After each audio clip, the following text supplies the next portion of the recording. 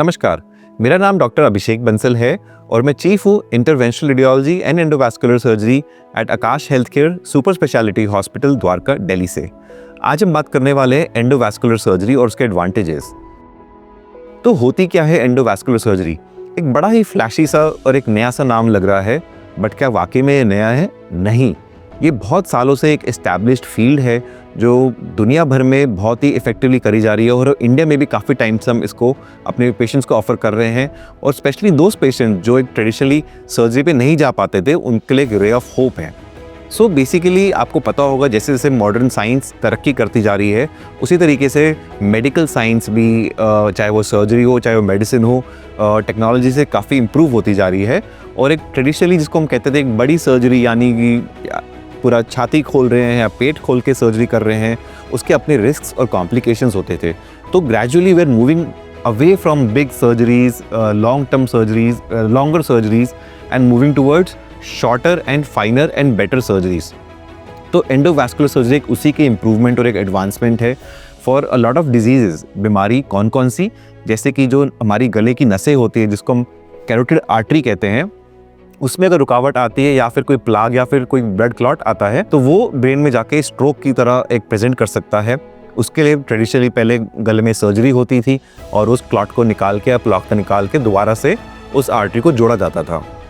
Similarly पैर में अगर बहुत सारे पेशेंट्स को, हमारे देश एक diabetic capital of the world है, पैर में डायबिटिक फुट होता है या फिर गैंग्रीन होता है जिसके कारण से पैर में ब्लड सप्लाई नहीं जाती। सेम उन पेशेंट्स के लिए भी पहले एक सर्जिकल ऑप्शन ही होता था एकमात्र कि आपने पैर में से एक सर्जरी करी और एक बाईपास ग्राफ्ट लगाया।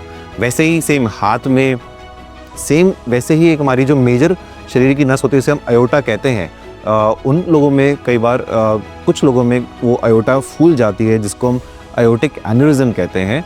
तो उसके लिए भी ट्रेडिशनली एक बहुत बड़ी सर्जरी होती थी जो कई घंटों चलती थी और उसका बहुत high risk of even on table death का रिस्क होता था।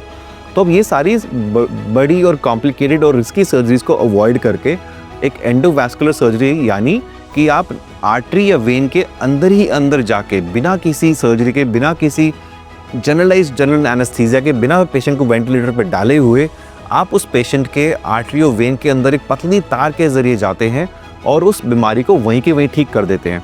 तो एक तरह से एक बड़ी फाइन, मैं बोलूँगा सर्जिकल स्ट्राइक की तरह है, ताकि जो बीमारी जहाँ पर है उसको आप उसी बीमारी को पतली तार और सुई के ज़रिए बिना किसी कट के, बिना किसी बेहोशी के, बिना किसी वेंटिलेटर के आप उस चीज़ को ठीक कर सकते हो। इसमें बहुत सारी बीमारियाँ जो हम बात करते हैं, डीप वीनस थ्रोम्बोसिस, पैरों की जो वेन के क्लॉट्स होते हैं, या फिर पल्मोनरी एम्बोलिज्म, कुछ पेशेंट्स होते हैं जिसमें कोई क्लॉट टूट के लंग्स में चले जाता है। एंड अगर आपने सुना होगा तो ये जनरली बीमारियां बड़ी कई बार रिस्की होती हैं, लाइफ का थ्रेट होता है, तो उनके लिए वो सर्जरी ऑप्शंस भी नहीं होते थे। तो इन लोगों के लिए भी आप आजकल एंडोवास्कुलरली, यानी एंडोवास्कुलर सर्जरी के ज़रिए पतली तार और कैथेटर के ज़रिए सारे क्लॉट्स निकाल सकते हैं। जैसे आपको कॉमनली पता होगा, हार्ट में हम बात करते हैं, हार्ट अटैक के पेशेंट्स में, उसमें भी ऑप्शंस होते थे सर्जिकल बाईपास के या फिर एंजियोप्लास्टी के।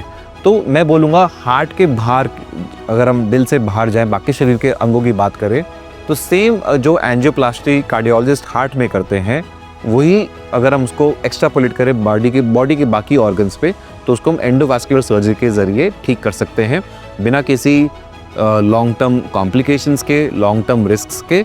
और एक पेशेंट, जनरली सारे जो भी पेशेंट्स होते हैं वो नेक्स्ट डे अपने काम पे इजीली जा भी सकते हैं। सो एक एडवांटेज है, मेजर एडवांटेज है, मेजर एडवांसमेंट है over traditional big open surgeries that endovascular surgeries can offer to these patients. Thank you.